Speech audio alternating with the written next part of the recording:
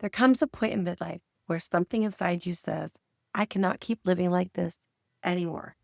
Maybe it's not in a huge dramatic way, just a quiet knowing.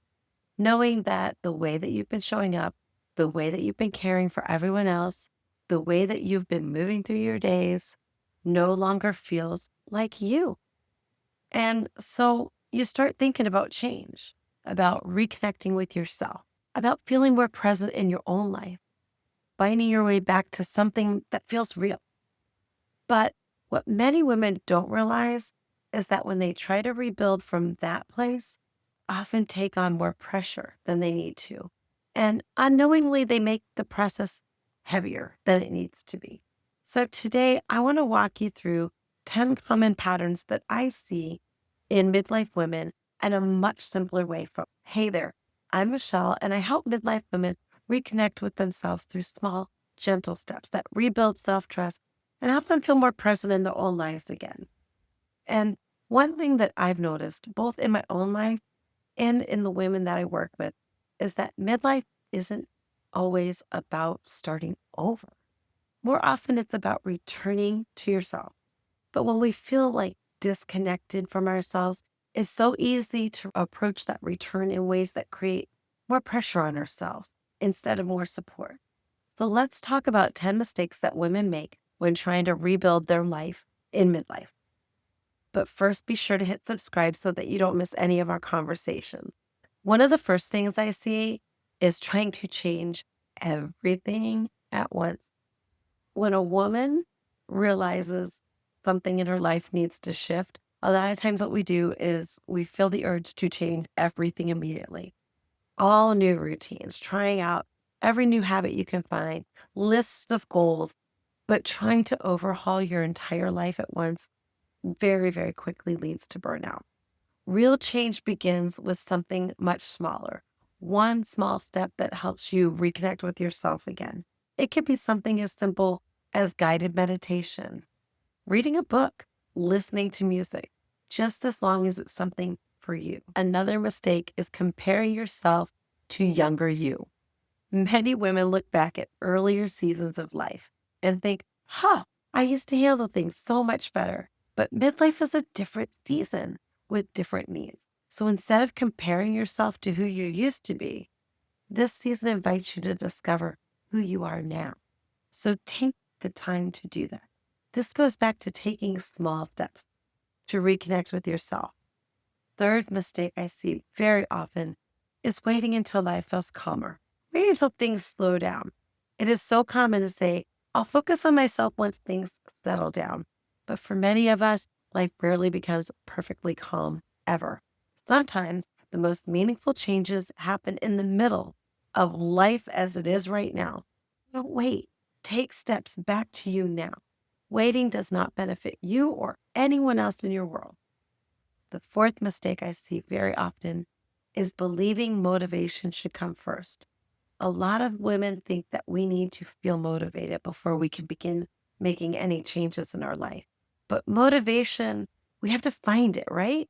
It often comes after we start taking these small steps. So just start whatever it is you've been waiting for. Sometimes the smallest action can create the momentum that you were waiting for. The fifth mistake I see a lot of women make is ignoring emotional exhaustion because midlife comes after years and years of caregiving, all of the responsibilities and holding things together, right? And many women try to rebuild their life while still carrying deep exhaustion. Before rebuilding anything, it can be incredibly powerful to simply allow yourself to rest and refill. Mistake number 6 is trying to figure everything out alone. Many women believe that they should be able to handle everything themselves. They carry the questions, the struggles, and the transition on their shoulders quiet. Support, whether it's through a community, a conversation with a friend, or a reflection in your journal, that can make these seasons feel a lot less heavy. Seventh mistake, thinking it's too late. One of the most painful beliefs that many of us carry in midlife is this: oh, I should have figured this out earlier or years ago. But growth and change, they don't belong to any specific age. Midlife is often the season when women finally have the clarity to become more fully themselves.